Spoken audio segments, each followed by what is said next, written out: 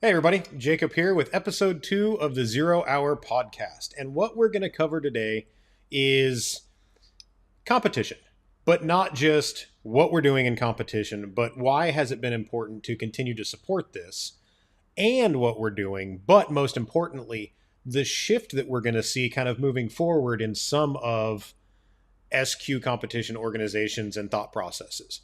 So joining me today is going to be Nick Wingate, who, as we all know, is at the top level of competition, SQ, high end SQ, and also a longtime friend of ours, Jim Rogers, who is not only a very established shop owner, but also a phenomenal competitor. And we're going to ask him and kind of pick his brain about what's going on and why is this important.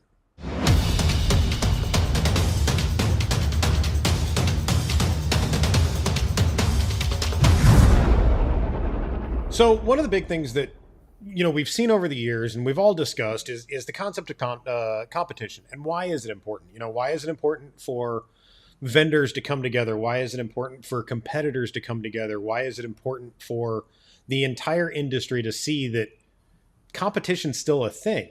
And for that, I these two guys right here are longtime friends of mine who can help me answer those questions because we all know I'm not a competition guy. I don't understand that a score sheet is telling me whether or not my system is good or not. But these two guys can tell you or help us understand why that is. But more importantly, why is it important to support, this thought process of competition? So I'd like to start with Nick because he's been doing it for his entire career. Why is supporting SQ competition as important as it is today? Why is it as important now as it was at the get-go of car audio? Well, to answer that question, let's think about this. Our industry has been around for quite some time, and until recently, I would say until social media became such a big deal, we had magazines. Yeah, we actually had things we read. How about that? Periodicals, and specifically about car audio. And we would also have people who were engineers, who were audiophiles that would review product and would give their honest to gosh feedback on how good or how bad that product was. Well, we don't have that today. We have social media, and we all know social media is. It can be, and we have influencers, right? Well, for us to validate, in my opinion, how good or how bad product might or might not be, we need a venue. And that venue is to be able to compete. And when you have a venue such as the Unified Finals, like we visited this past weekend, you have an opportunity to validate your product in the eyes of the biggest pain in the ass audiophiles and car audio that walk the face of this earth. Believe me, we had one of them there from Europe, and he was what I always said he is, and he is. God bless his heart. But this is where we can prove our worth. This is the F1 or NASCAR, so to speak, of car audio. And when you have product at the level that we have, it's good to have people, number one, feel it, touch it, take a look at it, but also get a chance to hear it. Because 9 times out of 10, they don't, because they're at a small event somewhere and they don't, and we may not be there. We may not have somebody that has a product in the car. But at finals, yeah, we're there. We had other members of the industry there, which was great. Excuse me, which was great, and I was tickled to death to see them there. So yeah, we need that venue. We need this in order to basically prove our worth when it comes to the high end. It's funny that you say things like pain in the ass audiophiles because there's that one right Love there. you too, Jacob. I know. But, again, you and I have been friends for quite a while and it's all Yep. boiled down to still having fun and doing but I still think about it differently that competition to me isn't my type of fun. Chasing points on a scorecard or anything along those lines. But from a competitor standpoint, like, is it still about the music? Is it about competition? Is it about showing off gear? Is it all of the things? Like, what is it for you that allows you to step away from, your business and your family and come to something like this? Like, why is that important? I do have fun. I'm still competitive, just as a personality, always trying to do better, just to push myself. In the lanes, it's as much about representing a product I believe in. I mean, it is like Nick said, it's one of the last proving grounds that we're going to get. And I was lucky enough, I think Nick's got the demo count for the weekend. It's pushing 40 plus demos that I did. I know Nick did almost as many demos with the truck this weekend. And I'd say, what, Nick, 90% of them had never heard of the product. Yeah. So being able to introduce them to something they've never heard before, and the shock value of what we were able to do, especially when folks find out this was a 3-week build completed Sunday night. I left for the show Friday morning, and we had 5 or 6 hours of tuning in it. Nick had about the same at the event, and folks were astonished by the soundstage, the detail, the resolution, everything, especially with the short time frame and how fast it came together and how well it came together. In all my years in the lanes, I did something this weekend I've never done before. I was giving a demo and had someone in tears from the music. They were that moved by the music and what was reproduced. And one of the things that I've heard feedback of, I mean, not only from both you guys, but the fact that the truck sounded so good, it was so musical, it was so exciting that it wasn't a typical competition car. I mean, can either one of you speak to that ideology in the lanes? You know, is this something that we're going to continue to chase a scorecard, or are we going to continue to kind of stir the pot, which I think all three of us are pretty good at? No. No, it stirring the pot, yes, absolutely. Why are we going to do that? Well, Music. yeah, it truly is about the reproduction of music at a higher level than we've ever been able to achieve before in an automobile. Yeah. You know, when you have, I mean, let's face it, when we have amplifiers and speakers and processors at the level that we're at right now, you can achieve things that, quite frankly, were only achievable in high-end home audio or live. And we can do it now. And that is, for me, that's what this is all about, is we're trying to show everybody we can achieve this. It can be done. You know, it's the ability for us to have a three-dimensional soundstage, to have something that is basically, it transcends the car.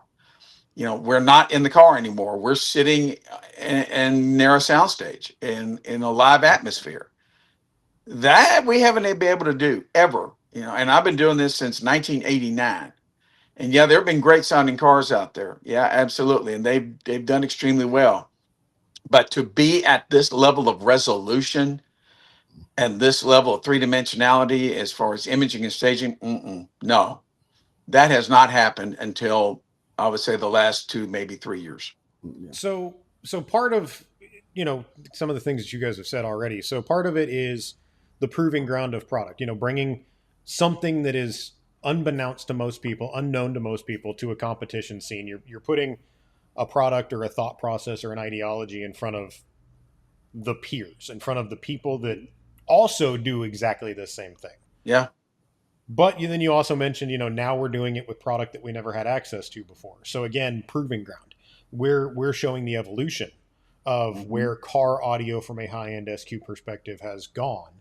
And really, it sounds to me like you're almost not going to get that unless you're in a kind of competition scene. I mean, yeah, we can all go to trainings and hear how great product are, but or how great a product is, or how this new technology is going to change the world. But is it really that, you know, you'd kind of mentioned NASCAR? It's win on Sunday, sell on Monday.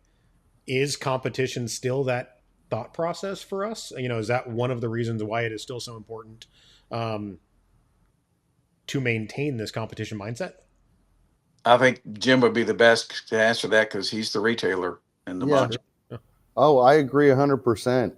If the customers can't experience it, they're not going to invest in it. Same thing with top-down selling.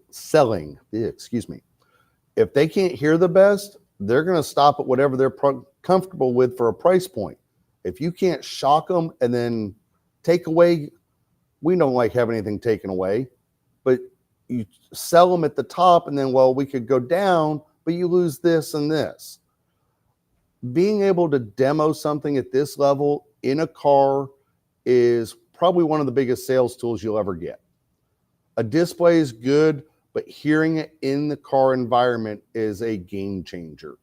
It is a totally different world than standing in front of a soundboard.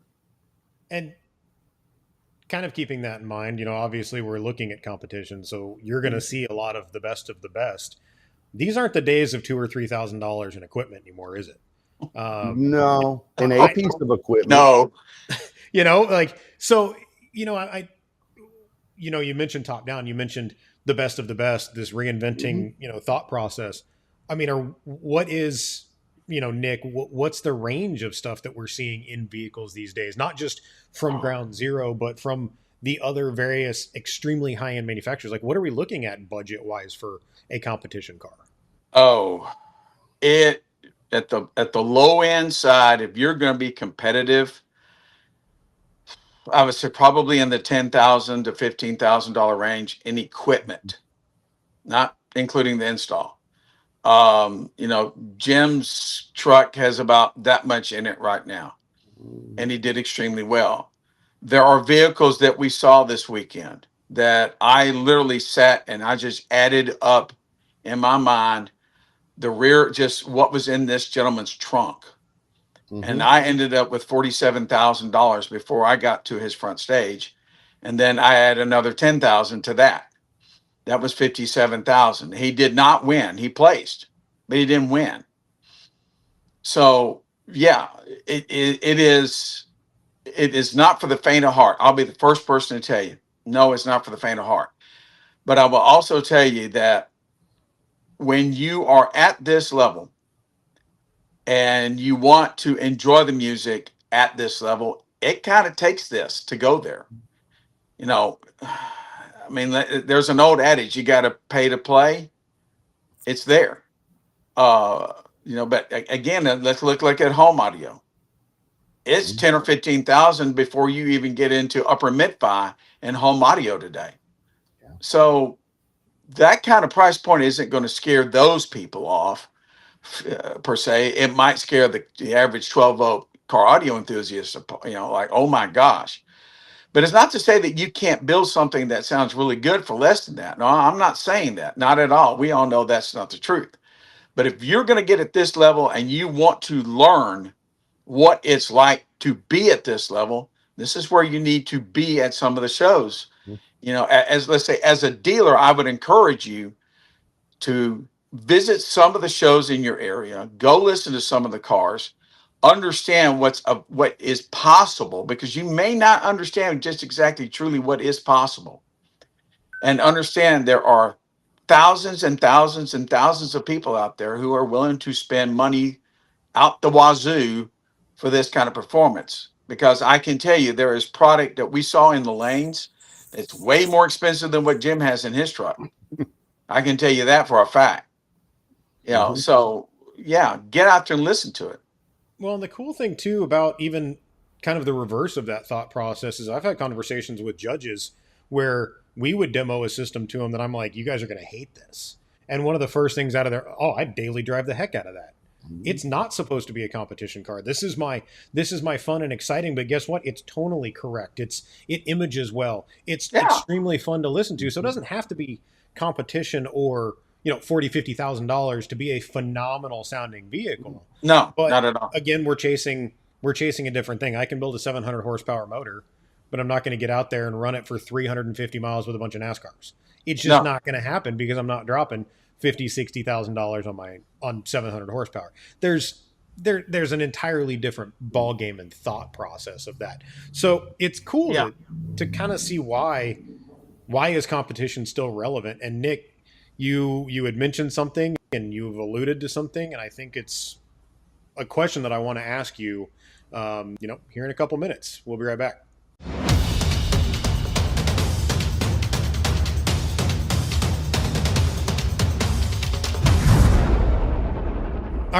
So before I get to the thing that I wanted to ask you, because I'm jumping around and my head's all ridiculous, because again, this isn't my cup of tea, right? Competition's Hmm. not my. We've had conversations in the past, and Jim, a month. Some of this might be first impression to you, or maybe I mean, I know you've talked to Nick about absolutely everything, but the thought process and the conversations of, um, what was the aha moment, almost when it comes to some of these events. So I know you and I have talked about a lot of the things that you saw come out of Emma Euro finals last year and the last 2 years.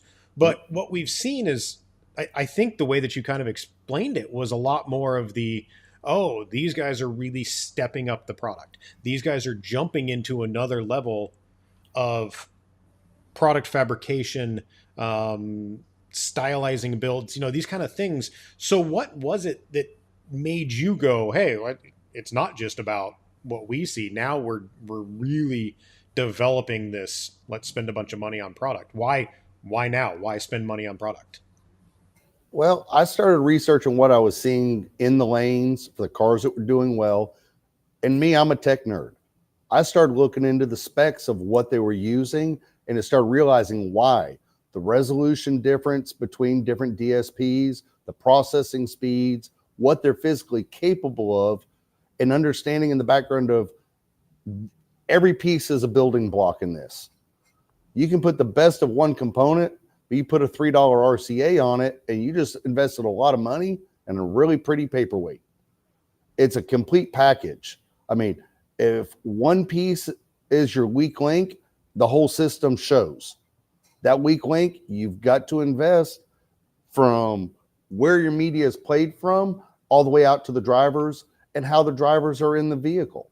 If it's not a secure, deadened enclosure or mount, you're going to hear the vehicle and you're wasting money on good speakers. You're not hearing what they're capable of.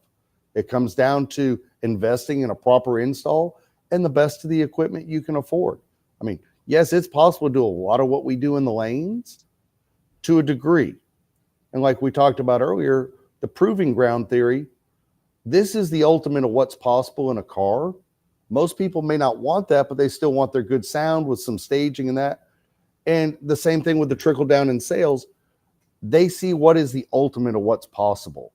And from there, show them what you can do for a set budget and show them what's possible.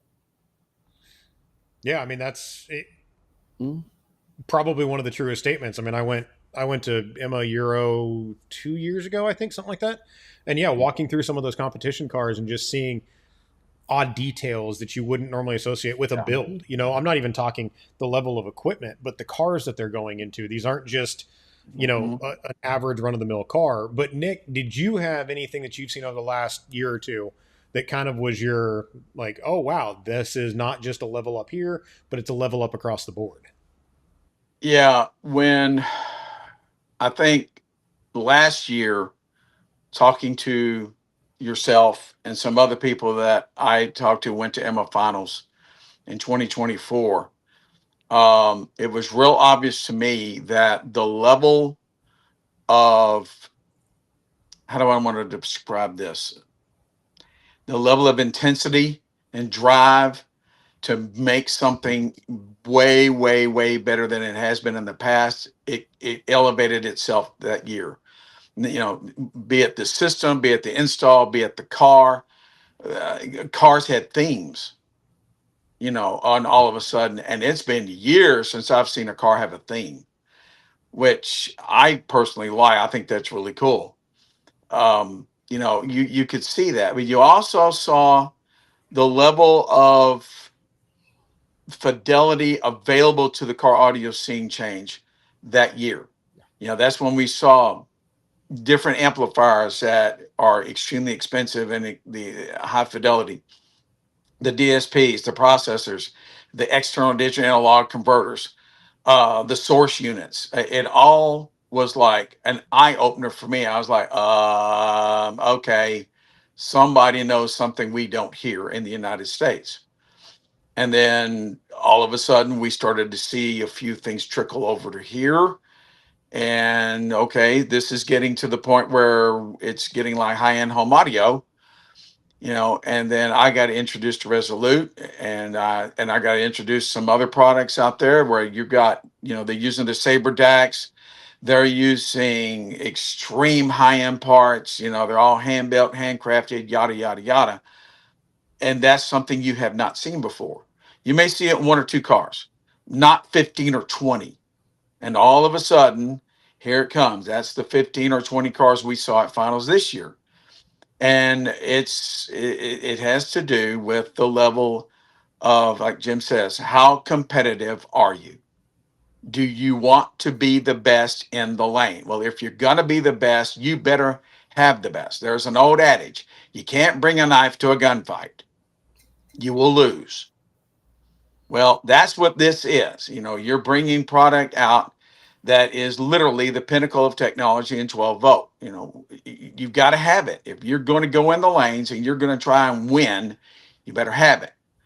But I always say something else. This is something that I've been talking about. Yeah, the level of fidelity is there. But I'm going to tell you something. If you don't know how to tune, don't try. Don't even go there. No. But I will also tell you, if you're a dealer listening to this, you want to learn to tune, and you have a really competitive streak a mile wide, you're going to learn to tune. And it just might be the ticket for everybody, or for as many people as possible, to realize it. You know what? This just might be a really good idea of why I need to get off my backside and go learn how to tune the car at a certain level, because there's an awful lot of people out here who are willing to spend an awful lot of money to get fidelity close to what we have in the lanes today. And that's, and it was funny that you mentioned all of a sudden in the US we were seeing things that we are now seeing things that weren't happening. These are Yeah. things that we've seen in Europe. These are things that we've seen in Southeast Asia in the competition scene. Source unit is no longer what we think it is. I can put very, very good information on that and go straight into a DSP or Yeah. into a digital audio player, straight into a DSP via transfer methods that weren't possible before. No. An MQA version of a standard CD, the industry standard reference track CD, I can go out and grab MQA files that are 10 times the information, transferred over a medium that's 10 times more capable through hardware that's 100 times more capable than anything we've ever really experienced in the past. So, yeah, what we've seen in Europe, what we've seen in home, it's transitioning to what we're seeing in car. And I think that is now the point where I want to ask you a question about where we go from here. And we'll do that when we come back.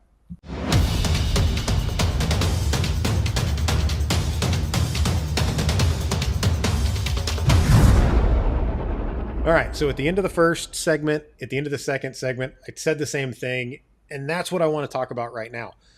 So we've talked about home audio files and, bringing home technology in and utilization of things like digital audio players, and now concentration on uber high fidelity, and not just, now we're not just worried about stage. We're worried about resolution. We're worried about dimension, the dimension in which the soundstage is present. Whatever that word is that just completely slipped my mind. Three-dimensionality. That's the one. So now we've got another group of people that could embrace what it is that we're trying to do. So high-end SQ competitions, we've talked about it. It ain't cheap. No. There's an entire segment of the industry, or not industry yet, who's not scared of price tags. What are we going to see for competition moving forward? We've talked about it. I know the answer. What are we going to see that's going to be fun and exciting? Nick, I mean, what are we working on? Well, I have to commend the folks at IASCA for leading the charge on this. They have teamed up with a couple of companies that run high-end home audio 2-channel shows around the United States. They had a trial run last year at a show in Tampa Bay, a show in Los Angeles, and a show in Las Vegas, and it went really, really well. To where they brought Iasca cars that were really good. They got invited to come in. The judging staff, they all got together and said, these are the cars in these areas that we would like to see there to represent high-end car audio, so that the home audiophiles who think, when you say car audio, it's somebody, you know, yelling obscenities at 2 o'clock in the morning and it's going boom, boom, boom. That's what they think. And they have no idea that we have progressed to the point where we can get 60, 70% of what they listen to in the home. And so the initiative was to let them know.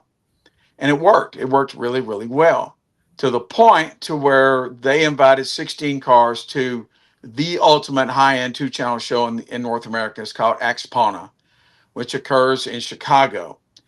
And those 16 cars were brought in, and from what I understand, there were roughly 3,000 people of the 11,000 people that visited the event actually went to the car audio venue and were literally blown away. There were people waiting 45 minutes to an hour to listen to cars, and talking to the people that were there. They all said the same thing. The general consensus was, I had no idea. How do I get this? Well, when you're looking at $4.4 billion worth of business every year in high-end home audio, we can get some of that as an industry. And I applaud Iasca. And this is going to go forward this year. I mean, Jim and we're already thinking, he's going to go to Tampa, and man, we might take him to Chicago, and we know that we're going to have really, really good systems to impress these people. Because, I've been told by more than one person that a questionnaire has been sent out to the people that attended Axpana. What are one of the 5 things you're looking forward to being and seeing at the next Axpana? And in the top 3 was car audio. That told me everything I needed to know. Well, and the cool thing about that, these are guys that understand that this is the equipment you get. This is what the equipment does. We're not seeing digital time alignment. We're not seeing uber amounts of EQing. These guys or guys and gals, this group of people are building rooms to sound good for the equipment that they love, right? This isn't, they're tuning rooms, they're not tuning speakers. And, when they deal with a resonance, they go wait a toilet seat in the next room over because that's what's resonant. I've done my homework on some of this stuff. Like, this is intriguing to me because what it does. So bringing that mentality into our little world, I think, is going to be super fun. Jim, from a retail perspective, like, how does this affect you? I know you've been, dabbling with a lot more higher end cars, higher end customers, that kind of stuff than I think, in the past, because of your competition mindset and, the work that you do. But what does something like an Axpona or the show do for a retailer like you? The trickle down affects wallets too. The guys, that 4.5 billion, that some say that's a 1%er. 1% of what we've got now, if you can get 1% of that income into car audio, that's a huge boost for all of us. I've been fortunate enough to get involved with a very special client here local to me that collects and trades high-end Porsches. I have done 14 992 chassis for this gentleman in less than 2 years for full audio and radar. Wow. That is just 992 chassis. I've done another dozen cars for the same customer. He has got a very special car coming. As soon as they can get it back on the road, they're having trouble finding parts for it because it's a hand-built European car. He has a 1992 Isdera. Exactly. I have yet to find anybody in the industry that's heard of it. Crap. But he wants something equivalent to what we're doing in his Porsches, which are DSP amps, premium speakers. We're sound deadening the cars lightly because they are a lightweight chassis. Most of these cars are carbon fiber. We'll reinforce the mounting locations to a minimal, but the cars are solid, so you don't need it. But that's on average That's a $30,000, $35,000 tag every 6-8 weeks for us. It's been a blessing with the slow business lately. And what you can remember, some client like that has friends. They do car shows, they hang out in the garage and listen. And I've gotten 4 or 5 referrals from them even this week for something as simple as a dash mount radar. Getting into that world is critical. We have talked about this in another class. Mm-hmm. The older generations, they're the ones, their kids are out of school and on their own with their own kids and grandkids. They are the ones late in their careers. They're well established. Their houses are paid for. They have disposable income. They're used to this high-end home audio. And when we can present and show them it is possible to get 60, 80% of what they have in their $100,000 home, they jump. And that's where this gentleman's been so good, and that he's living life to the fullest after a stroke that should have killed him 5 years ago. Oh, wow. He has just recently fully retired from his businesses and sold them all. And now he's just doing his car thing. He was joking he had to update his garage insurance. First world problems, right? Yeah. Really? They moved it from 10 million to 15 million for the garage insurance. But let's be honest, you can't take it with you. Nope. So No. But he is one of those that, because of the work, and he got to demo my truck, because we're doing just radars. He got to demo a previous system in my truck after World Finals, and fell in love with the sound and asked if we could do that on the car. I was like, yeah, can you leave it with me another week? Oh yeah, I got 30 other cars, literally. But yeah, once we did one, he'll call me and say, hey, I want to do that package and radar. This is the car I've got. And he knows it may not be the exact models. It's what fits the car to get him to that level of sound. And that's all he cares. He expects that sound. First thing he does, throw in his favorite playlist, and he jams on it all the way home. And at the end of the day, that's all matters, right? And I mean, About the music. he drives these cars. That's awesome. He delivered a 488 GTB to me. He's running 80 down my little street that's a half a mile long. It's in full race mode when we pull it in the shop. I mean, why is there any other mode? No, But- it shouldn't be. Not in a but 488. No, but I mean, that- even when he buys these cars, the first thing he does, he has a very particular set of tires. I feel like I'm pulling into my shop floor and I'm on gravel because it's picking up every little nook, cranny, pebble, and piece of sand as it rolls. The tires are that sticky because he does drive the tires off these things. Awesome. And that's the kind of customer that we want, with Yeah. with that SQ audiophile mentality, with Yep. a love of cars, with all of these things. At the end of the day, Yeah. if they don't love why they're in the car, if they don't love being in the car, they're never going to love the music in the car. So And let's put it all together. Yeah. But I'm probably on the end of, same as you, Jacob, of a generation that there is a car culture. A lot of the younger kids, they'd rather Uber than have the responsibility of a car payment or insurance. yeah, but let's be honest, that's an entirely different conversation. Yes, Yes, that it could be is. a We don't 5-hour want to go there call. right now. But on that, we're going to wrap up with these two guys, and I appreciate your time. I appreciate your insights. Glad It's always educational to me to be able to have these types of conversations, especially with two guys that I can be, completely open and honest with. So we'll be right back.